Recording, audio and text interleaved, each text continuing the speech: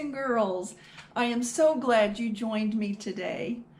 I am Miss Kim, and I would like to shout out to a little boy and thank him for letting me borrow his book. Hi, Mason. Are you ready? This book is The Three Little Wolves and the Big Bad Pig. It has a comic twist in it. It is truly hilarious, and I hope you find it as funny as I did. This big bad pig is after three little wolves, and he blows down all three of their houses. Well, the wolves have to come up with a solution to outsmart the big bad pig. Well, so let's see just how these wolves come up with their solution. Are you ready? Well, let's begin. The name of this story, The Three Little Wolves and the Big Bad Pig, is written by Eugene Trevasis and Helen Oxenberry.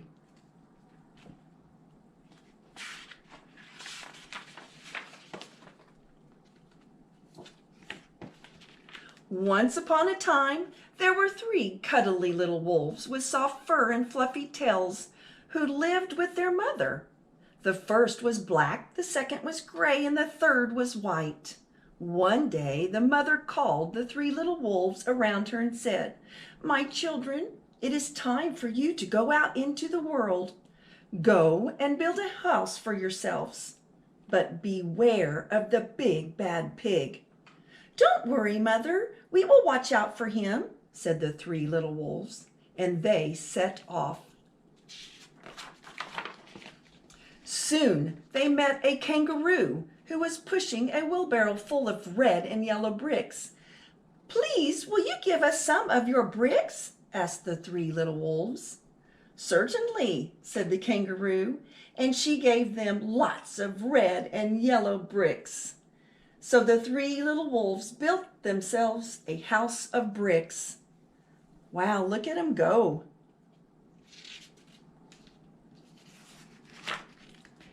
The very next day, the big bad pig came prowling down the road and saw the house of bricks that the little wolves had built. The three little wolves were playing croquet in the garden. When they saw the big bad pig coming, they ran inside the house and locked the door. You see them playing croquet?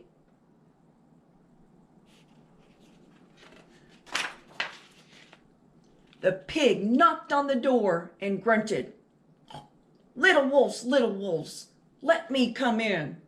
"No, no, no," said the three little wolves. "By the hair on our chins, we will not let you in, not for all the tea leaves in our china teapot." "Then I'll huff and I'll puff and I'll blow your house down," said the pig. So he huffed and he puffed and he puffed and he huffed, but the house didn't fall down. Look how much he's huffing and puffing. His little face turned red. Well, let's see how he gets that house down. Are you ready? But the pig wasn't called big and bad for nothing. He went and fetched his sledgehammer, and he knocked that house down. There he goes. Look at him. He's pounding, isn't he?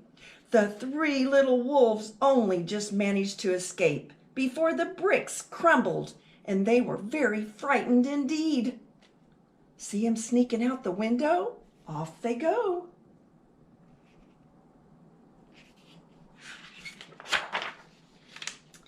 "We shall have to build a stronger house," they said. Just then they saw a beaver who was mixing concrete in a concrete mixer. "Please, will you give us some of your concrete?" asked the three little wolves. "Certainly," said the beaver, and he gave them buckets and buckets full of messy, slurry concrete. So the three little wolves built themselves a house of concrete. Oh, that's a lot of work. pulling up that concrete. They're working together as a team, aren't they? No sooner had they finished than the big bad pig came prowling down the road and saw the house of concrete that the little wolves had built. They were playing battledore and shuttlecock in the garden, and when they saw the big bad pig coming, they ran inside their house and shut the door.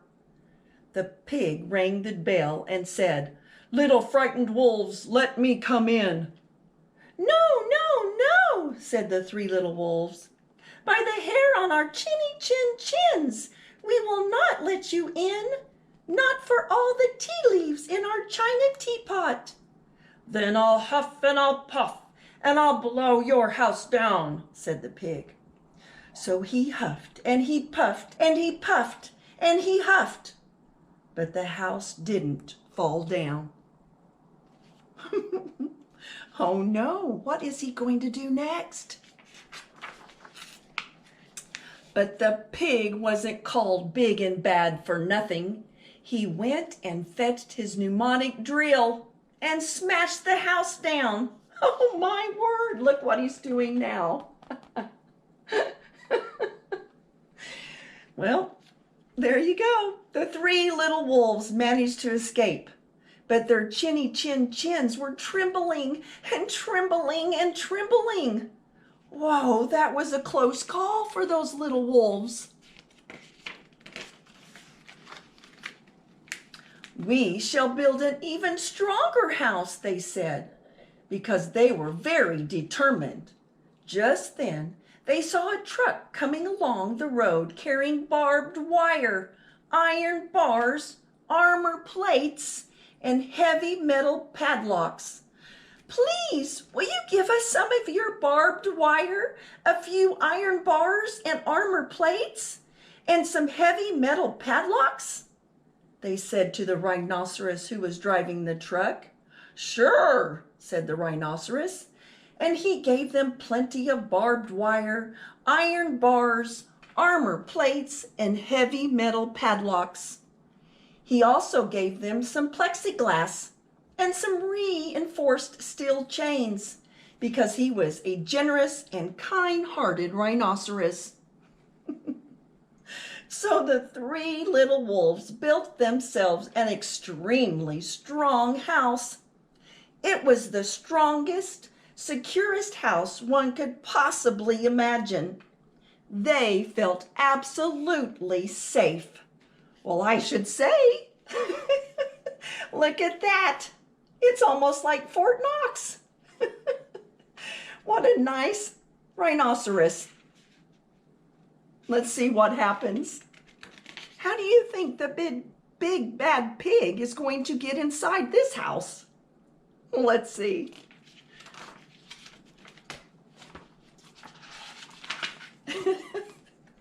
The next day, the big bad pig came prowling along the road as usual. The three little wolves were playing hopscotch in the garden. When they saw the big bad pig coming, they ran inside their house, bolted the door, and locked all the 37 padlocks. Oh my, 37. The pig dialed the video entrance phone and said, "Little frightened wolves with the trembling chins, let me come in." "No, no, no," said the little wolves. "By the hair on our chinny chin chins, we will not let you in, not for all the tea leaves in our china teapot." "Then I'll huff and I'll puff and I'll blow your house down," said the pig. So he huffed and he puffed and he puffed and he huffed, but the house didn't fall down. But the pig wasn't called big and bad for nothing. He brought some dynamite, laid it against the house, lit the fuse, and what do you think happened? Look how mean he looks. Oh no, well, let's see what happens. And the house blew up. Oh my golly! The three little wolves just managed to escape with their fluffy tails scorched. Look, their little tails are on fire. Shoo, that was a close call, little wolves. Well, let's see how the little wolves solved their problem. Something must be wrong with our building materials, they said. We have to try something different. But what? At that moment, they saw a flamingo coming along, pushing a wheelbarrow full of flowers. Please, will you give us some flowers? Asked the little wolves. With pleasure, said the flamingo, and he gave them lots of flowers. So the three little wolves built themselves a house of flowers. Really? I wonder how that's going to work. Let's see. One wall was of marigolds, one of daffodils, one of pink roses, and one of cherry blossoms. The ceiling was made of sunflowers, and the floor was a carpet of daisies. They had water lilies in their bathtub and buttercups in their refrigerator. It was a rather fragile house, and it swayed in the wind, but it was very beautiful. Next day, the big bad pig came prowling down the road and saw the house of flowers that the three little wolves had built. He rang the bluebell at the door and said, "Little frightened wolves with trembling chins and the scorched tails, let me come in." "No, no, no," said the three little wolves. "By the hair on our chins, we will not let you in. Not for all the tea leaves in our china teapot." "Then I'll huff and I'll puff and I'll blow your house down," said the pig. "Oh no! Remember, this house is built of flowers and it sways in the wind." What do you think is going to happen? Let's see. But as he took a deep breath, ready to huff and puff, he smelled the soft scent of the flowers. It was fantastic, and because the scent was so lovely, the pig took another breath and then another. Instead of huffing and puffing, he began to sniff. He sniffed deeper and deeper until he was quite filled with the fragrant scent. His heart grew tender, and he realized how horrible he had been. Right then, he decided to become a big, good pig. He started to sing and dance the tarantella. Look at him, he's got a tambourine and he's dancing around. Wow! The scent of the flowers calmed the big bad pig. Well, let's see what happens. At first, the three little wolves were a bit worried. It might be a trick. But soon they realized that the pig had truly changed. So they came running out of the house. They started playing games with him. First they played Pig Pog, and then Piggy in the Middle. And when they were all tired, they invited him into the house. They were friends. They offered him tea and strawberries and wolfberries and asked him to stay with them as long as he wanted.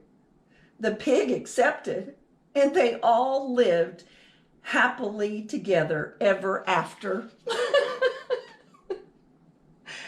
Now you see what I mean by how truly hilarious this book was? But how sweet it turned out. They were all friends at the end of the story. Boys and girls, thank you for joining me today. And remember, a good book and your imagination will take you anywhere. Bye.